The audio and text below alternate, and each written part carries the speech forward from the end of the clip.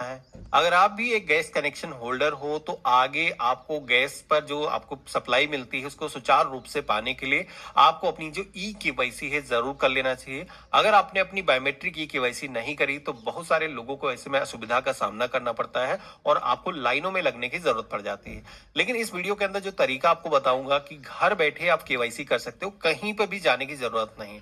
इसके लिए सबसे पहले तो आपको प्ले स्टोर पे आना है और यहाँ पर आपको एक एप्लीकेशन डाउनलोड करनी है जो कि आप सर्च करोगे इंडियन ऑयल, तो आप सभी के सामने ये जो एप्लीकेशन है आ जाएगी।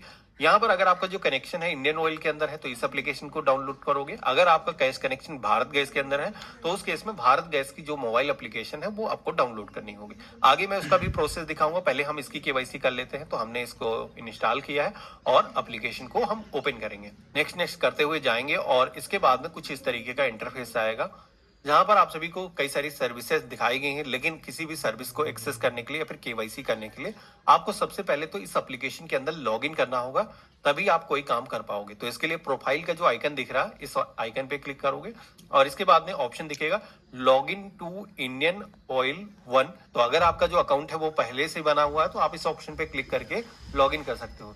लेकिन जैसे कि हम पहली बार आ रहे हैं, इससे पहले हमने इस एप्लीकेशन को कभी भी इस्तेमाल नहीं किया है तो हमें रजिस्टर करना होगा। मैं दिखाता हूं कैसे करना है। जैसे मैंने रजिस्टर के ऑप्शन पे क्लिक किया है तो मोबाइल नंबर मांगा जाएगा, ईमेल आईडी मांगा जाएगा। तो जो भी गैस कनेक्शन के साथ में मोबाइल नंबर लिंक है वो आपको यहाँ पर दर्ज करना है। ईमेल आईडी कोई डिफरेंट भी दर्ज कर सकते हो, अगर रजिस्टर नहीं है पहले से तब भी कोई दिक्कत नहीं। एग्री करना है और कंटिन्यू के ऑप्शन पे क्लिक करना है। अब आपने यहाँ पर जो है जो मोबाइल नंबर दर्ज किया होगा उसको वेरीफाई करने के लिए इस मोबाइल फोन पर एक वेरिफिकेशन के लिए ओटीपी भेजा जाएगा। अगर आपको नहीं मिला है तो रिसेंड का ऑप्शन मिलता है, दोबारा से भी सेंड कर सकते हो ओटीपी। हमने ओटीपी यहाँ पर दर्ज किया है और इसके बाद में अब आपको पासवर्ड का सेक्शन दिखेगा। तो यहाँ पर आप अपने मर्जी का जो पासवर्ड है वो रखोगे। कम से कम 8 डिजिट का पासवर्ड होना चाहिए। एग्जाम्पल के लिए मैंने दिखा रखा कैसा पासवर्ड आप रख सकते हो। रिपीट कंफर्म के सेक्शन में आकर के आपको अपना जो पासवर्ड है वो यहाँ पर दर्ज करना है। देखो पासवर्ड के अंदर कोई ना कोई एक आपको अल्फाबेट कैपिटल कर लेना है, कुछ स्मॉल में होना चाहिए और कम से कम एक स्पेशल कैरेक्टर होना चाहिए। जैसा मैंने बनाया है कुछ ऐसा ही आप अपनी मर्जी का जो पासवर्ड है वो रख सकते हो। अब क्रिएट पासवर्ड के ऑप्शन पे क्लिक करेंगे तो हमारा जो पासवर्ड है वो सेट हो चुका है। इसके बाद एक पॉपअप आया है बायोमेट्रिक इनेबल करने का, तो इसकी कोई जरूरत है नहीं। हम स्किप फॉर नाउ के ऑप्शन पे क्लिक करेंगे।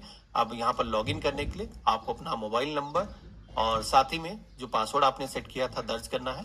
हमें लॉगिन के ऑप्शन पे क्लिक करना है।